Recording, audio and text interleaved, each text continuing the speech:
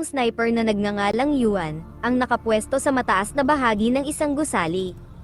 Seryosong inoobserbahan ang kilos ng malaking sindikatong mafia na talamak sa pangunguhan ng mga bata na ginagamit sa organ smuggling sa bansa.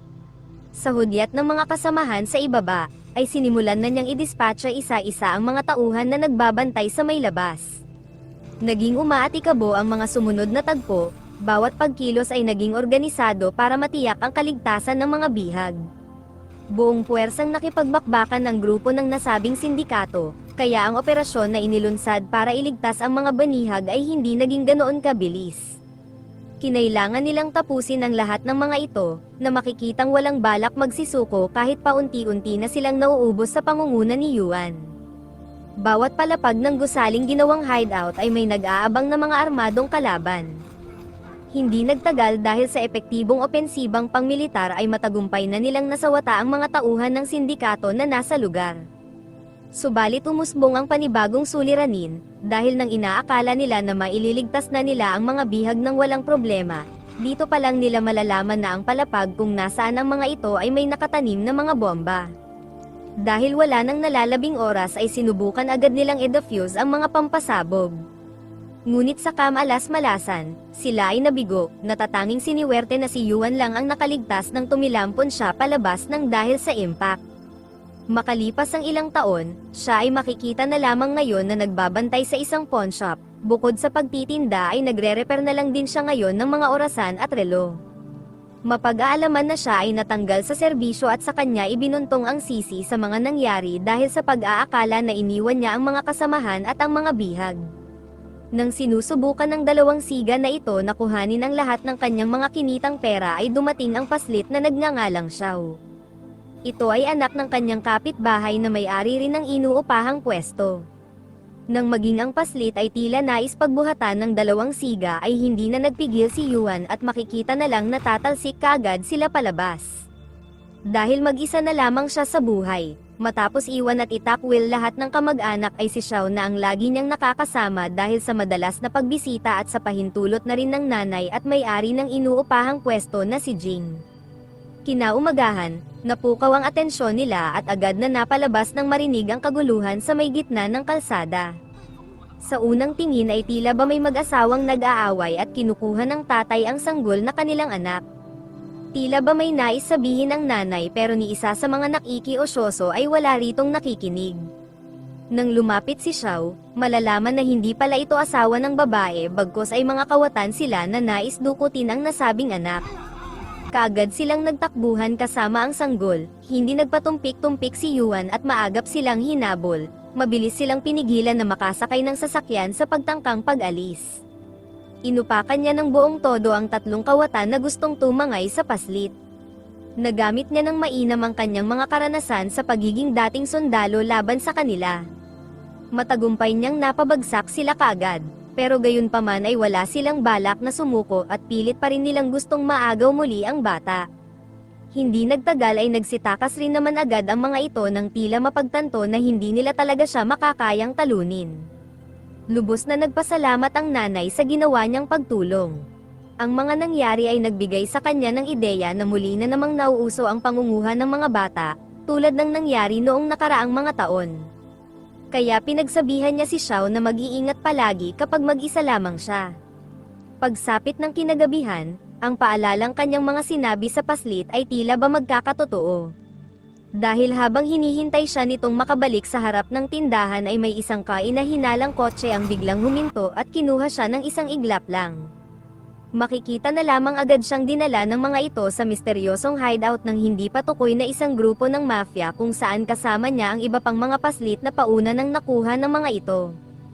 Habang sa loob ng kanilang mismong bahay, ang nanay niyang si Jing ay pilit na pinagsasalita at pinapaamin na tila ba may gusto silang makuhang impormasyon. Sumakto na nakauwi na si Yuan, nakita niya ang mga pagkain na natapon sa harap ng tindahan. Agad siyang napasugod sa bahay nila Jing nang kanyang maramdaman na may nangyayaring mali. Sinubukan agad niyang atakihin ang mga nanghimasok na kalalakihan. Sa laking gulat niya ay napansin niya agad na sanay ang mga ito sa pakikipaglaban. Walang kahirap-hirap na nasasalag lahat ng kanyang pinapakawalang pag-atake.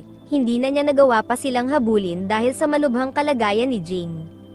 Sa puntong ito, ipinaalam ng naghihingalong nanay na kinuha ng mga nasabing lalaki si Xiao.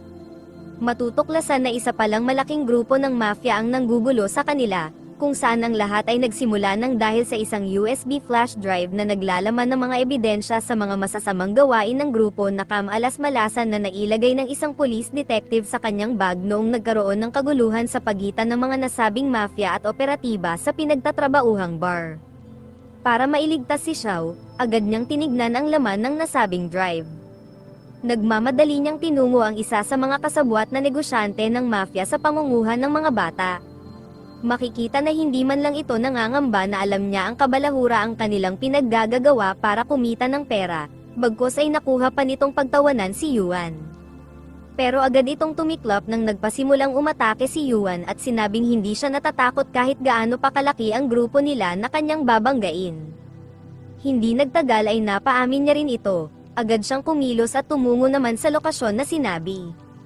Nakita niya si Faye, ang lalaking runner ng grupo na maaalala niyang isa sa mga kasapi ng sindikato na sinugod nila noon.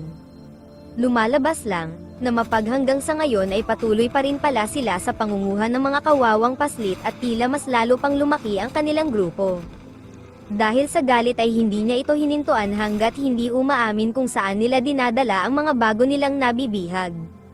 Mula sa kanyang mga kasamahan sa kasundaluhan at mga inosenteng nadadamay sa kanilang gawain mula pa noon ay ibinuhos ni Yuan ang lahat ng galit sa isang ito. Makalipas ang ilang minutong pagmamatigas ay umamin na rin ang lalaki sa lugar na pagdadalhan sa mga bihag. Gayunpaman sa pagkakataong ito ay isinigurado na ni Yuan na matapos ang pag-uusap nila ay hindi na niya masisilayan pa ang kinabukasan at dito pa lang ay wawakasan na siya. Sa impormasyong nakuha, ang mga paslit ay nakatakdang ibiyahe sa pampublikong tren papunta sa malayong probinsya. Pagkasakay, kumpirmado na nandirito nga ang karamihan. Bantay sarado ng mga nagpapanggap na kamag-anak na sa katotohanan ay miyembro ng sindikatong mafia. Sumiklab agad ang matinding bakbakan, sa nag-iisang siya laban sa sandamakmak na mga gangster. Habang patuloy na umaandar ang tren ay lalong mas tumindi ang nagaganap na sagupaan, na sa lahat ng pamamaraan, mano-manong laban at kahit pa may armas ay sinubukan na nilang gawin sa kanya. Patunay na gusto talaga siyang iligpit ng mga ito sa lalong madaling panahon. Gayunpaman walang balak sumuko si Yuan, hanggat hindi niya nahahanap kung saan ba talaga nila dinala si Xiao. Sa ilang mga sandali nagdatingan pa ang karagdagang bilang. Umabot ng halos 10 pero lahat sila ay isa-isa ring nagsipanaw, na gaya sa sinapit ng mga nauna nilang kagrupo na lumalabas lang na totoo ang kanyang mga binanggit noong nakaraang gabi, na kahit sino pa sila ay hindi siya magdadalawang isip na sila ay banggain. Nang maubos na niya silang lahat, nalaman niya na wala rito si Xiao. Palihim niyang inihatid ang mga nailigtas na mga kabataan sa istasyon ng pulis. Nagtaka na lamang ang mga ito kung paano at sino ang nagligtas sa kanilang lahat. Ni hindi sila makapaniwala nang ikiniwento ng mga paslit na isang lalaki lamang ang siyang tumulong laban sa mga kumuha sa kanila.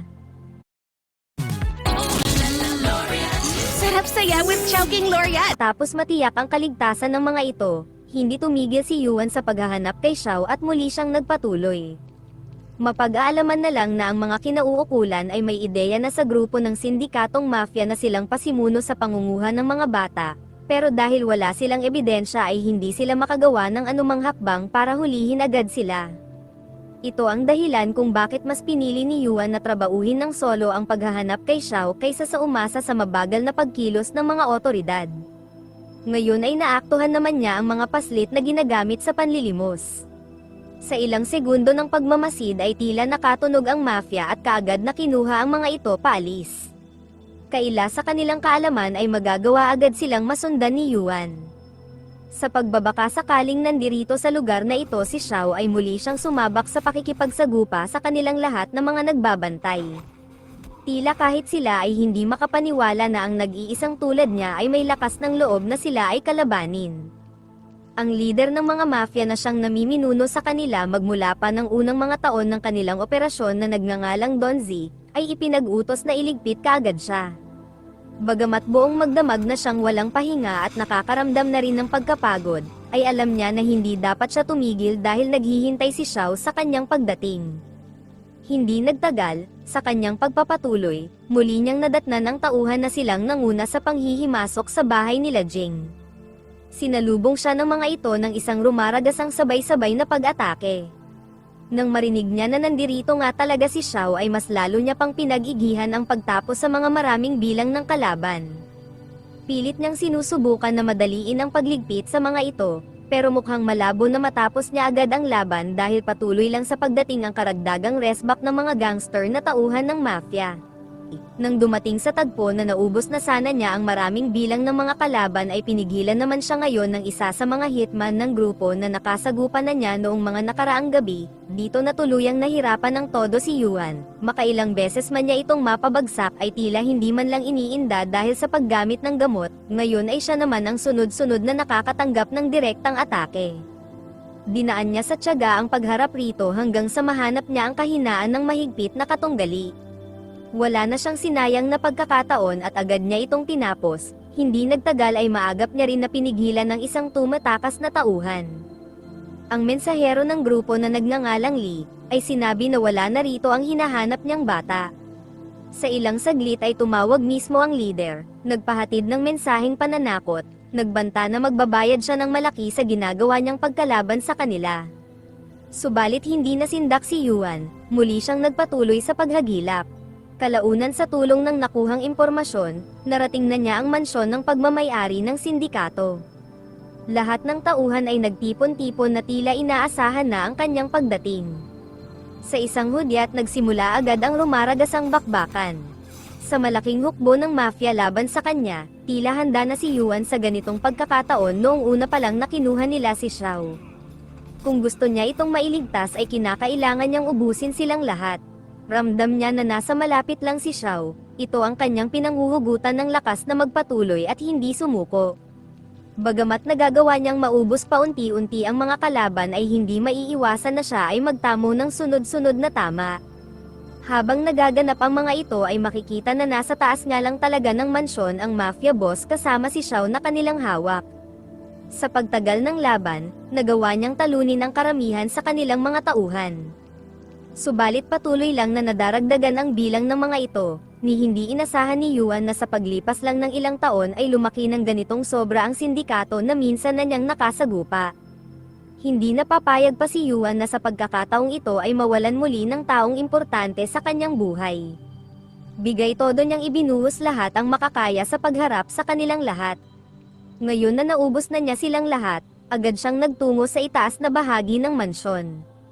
Sa ilang araw ng paghagilap ay muli na niyang nakita si Xiao. Mabilis na inalok ni Yuan ang hinahanap nilang USB flash drive na naglalaman ng impormasyon ng kanilang buong sindikato kapalit ng pagpapakawala nila sa bata. Subalit pinagtawanan lang siya ng leader at inutusan ng isa sa mga tauhang asasin na siya ay iligpit. Tuwang-tuwa na sinaksihan ng mafia boss ang kanyang paghihirap, tila sa mga puntong ito ay hindi na niya magagawa pang manalo. Sa kanyang makailang ulit na pagbagsak at pagtamo ng mga sunod-sunod na pinapakawalang atake, ay malalaman na lang na natunugan na ng mga kapulisan ang nangyayaring tensyon sa lugar. Mabilis silang nagsisugod papasok, dahil rito na alarma ang leader ng mafia at agad silang nagtangka na tumakas kasama si Xiao. Nang sa puntong ililigpit na si Yuan ay tiyempo na nakaakyat na ang pulis. Wala nang pinalagpas pang pagkakataon, dagli niyang sinundan ang tumatakas na leader para iligtas si Xiao. Nakita na lang niya na nakasakay na ang mga ito ng bangka paalis kaya lahat ng pumipigil sa kanyang daan ay madalian niyang tinatapos kaagad. Mabilis niya silang sinundan, ngayon ay tinangka siyang tapusin sa pamamagitan ng mataas na kalibre ng armas, napahalakhak sa galak ang mafia boss nang inaakala na direktang tinamaan si Yuan ng pagsabog. Subalit ngayon ang mga tauhan pa niya ang naunang nagsipanaw, sinubukan pang imaneho papatakas ng leader ang sinasakyang bangka, pero hindi nagtagal ay nasundan pa rin siya ni Yuan. Wala na siyang maaasahan pang tauhan kaya si Xiao ang ginamit niyang pangtakot para kay Yuan. Sinabi ni Don Z na sa huli ay siya pa rin ang magtatagumpay. Matapos ihagis si Xiao sa malalim na bahagi ng tubig ay si Yuan naman ang isinunod na atakihin. Tila wala ng lakas pa upang lumaban si Yuan, wala siyang nagawa kung hindi kuhanin ang pampasabog na agad niyang ginamit. Ito ang tuluyang nagwakas sa kasamaan ng lider ng sindikato. Hindi nagtagal, dumating na ang mga pulis, nadatnan nila ang bakas ng nangyaring pagsabog at napagtanto nila na wala ritong makakaligtas. Sa ilang saglit ay nagulat sila nang umahan si Yuan sa tubig kasama si Xiao. Hindi siya sumuko na ito ay mailigtas hanggang sa maswerteng nagkaroon na ito ng malay. Kalaunan ay mapayapa na silang umalis kasama ang mga otoridad at dito na nagtatapos ang istorya. Special shoutout kay Den Immortal TV, kay Happy Cabin,